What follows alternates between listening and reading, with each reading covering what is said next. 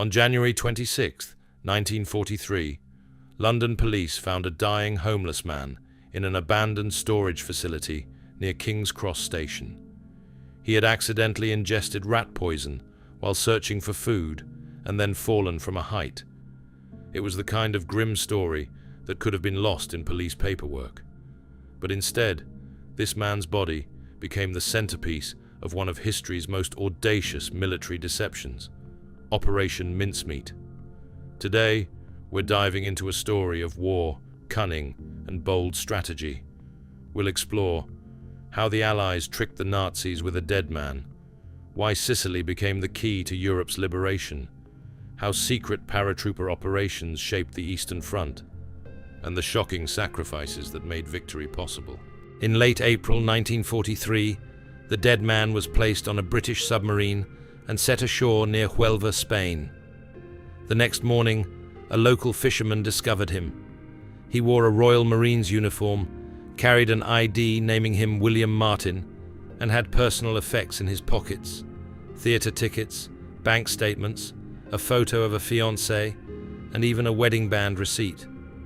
Most crucially, his hand was cuffed to a briefcase packed with fake top-secret documents, including plans suggesting the Allies would invade Greece.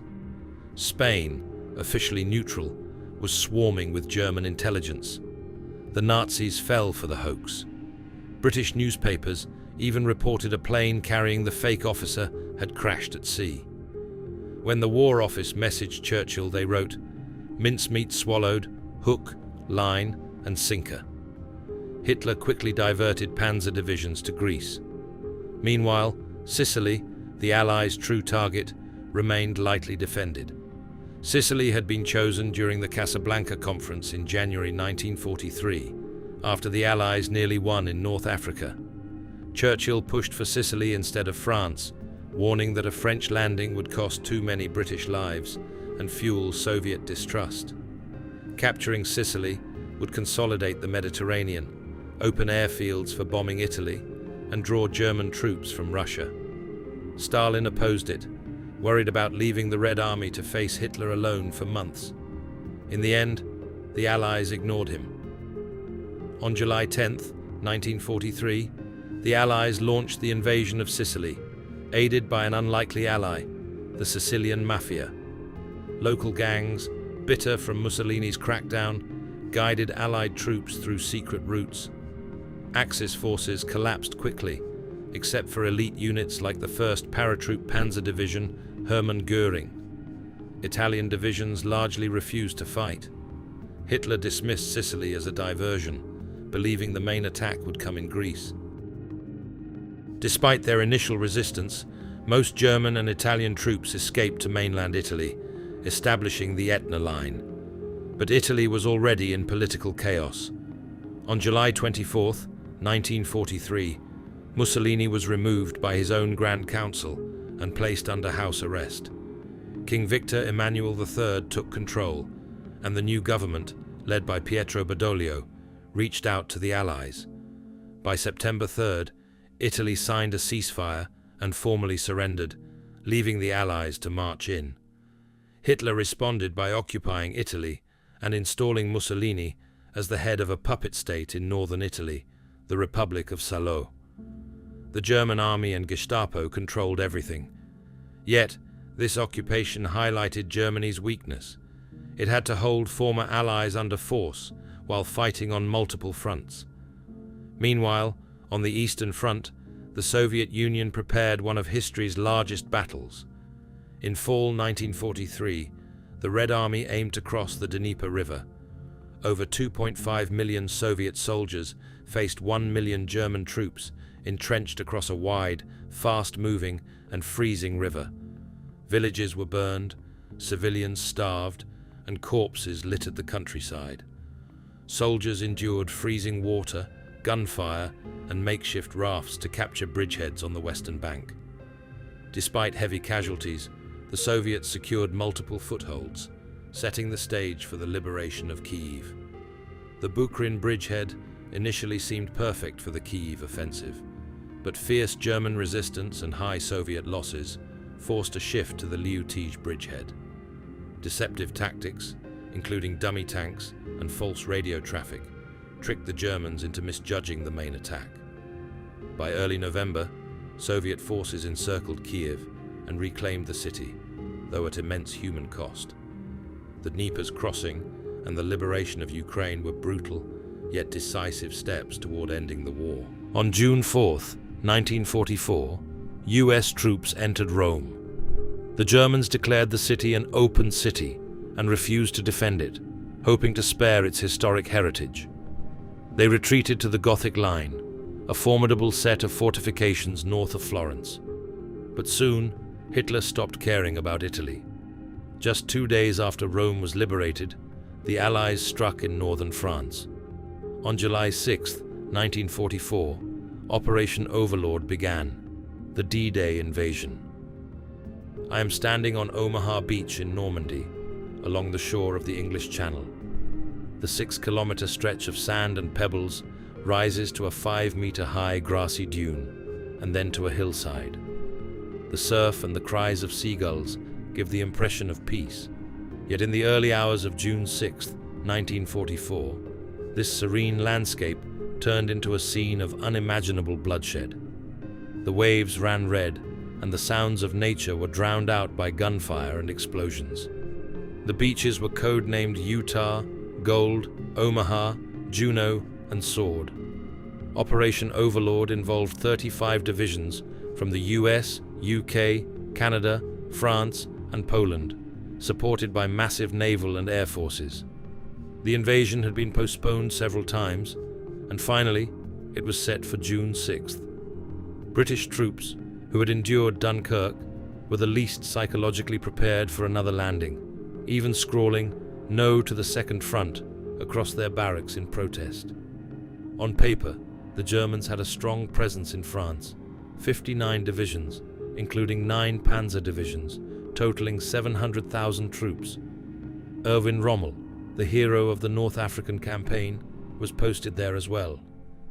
In 1942, Hitler had ordered the construction of the Atlantic Wall, a massive system of coastal artillery, concrete bunkers, mines, and beach obstacles spanning the coast from Denmark to Spain.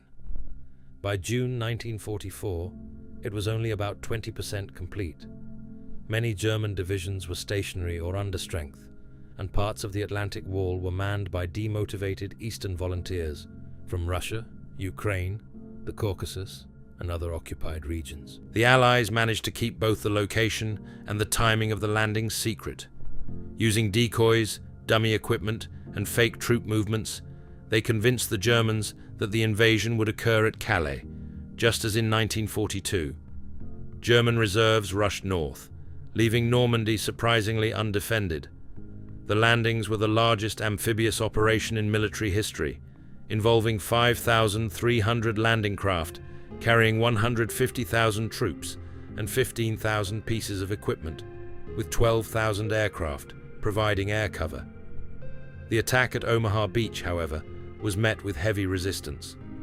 Warships failed to neutralize German strongpoints, bombers missed targets, and 29 out of 32 Sherman DD amphibious tanks sank immediately. Soldiers waded through 2-meter deep water, many drowning under the weight of their gear, and those who made it ashore were pinned down by machine gun and mortar fire from fortified German positions. German machine gunner Heinrich Sevelow, manning a nest for the first time, unleashed an estimated 12,000 rounds from his MG-42 and 400 from his Mauser K98 rifle. Though his claims of killing 2,000 men are considered exaggerated, he became known as the Beast of Omaha. Despite the chaos, small groups of Allied troops gradually scaled the cliffs and overcame the German defenses. By the end of the day, roughly 4,000 American soldiers had been killed on Omaha Beach alone. Today, the US cemetery in Normandy holds 9,000 of these fallen soldiers. Over the following weeks, the Allies built beachheads up to 80 kilometers wide and 10 to 17 kilometers deep, using portable harbors and an underwater pipeline to supply reinforcements. By late July, over 1 million troops had landed. The German Luftwaffe, exhausted from months of fighting, rarely intercepted the invading forces. Despite fierce German resistance in the hedgerow country, especially under Rommel's command, the Allies slowly advanced. The liberation of Paris on August 25th marked a significant turning point, as French resistance forces, joined by the 2nd Armoured Division under General Leclerc, took the city before the Allies arrived. Meanwhile, on the Eastern Front, the Red Army launched Operation Bagration to liberate Belarus. Unlike Ukraine, Belarus had been heavily fortified by Army Group Center, but previous offensives had failed to break through. In April 1944, the Western Front was reorganized into the 2nd and 3rd Belarusian fronts, with a total of 2.5 million troops, under commanders like Konstantin Rokossovsky, who proposed a daring dual-strike plan targeting Bobruisk and Slutsk.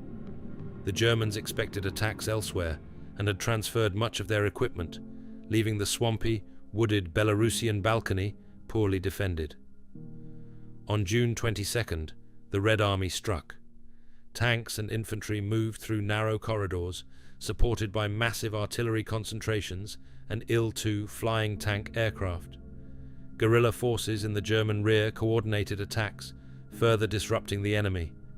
Within 12 days, Army Group Center was decimated, Minsk was liberated on July 3rd, and by August 23rd, the Red Army had advanced 550 to 600 kilometers, freeing Belarus, parts of Latvia and Lithuania, and eastern Poland. The operation dealt the Wehrmacht its worst defeat in history, surpassing even Stalingrad. Amidst this, the atrocities of the Nazis were uncovered. Hundreds of villages destroyed, tens of thousands of civilians murdered, and death camps like Majdanek, Auschwitz, Treblinka, and Sobibor liberated. The scale of suffering was immense, yet the Red Army's victory was decisive. On July 17th, Moscow witnessed the Great Waltz, the parade of 57,000 German POWs captured during Operation Bagration. Led by 19 generals and 6 colonels, they marched through the city streets to the Garden Ring and train stations, a stark display of the Red Army's triumph. Citizens watched in silent reflection, exhausted by years of war, neither joyful nor vengeful, but aware that the tide had irrevocably turned. The East and the West were finally closing in on Hitler, and the liberation of Europe had begun.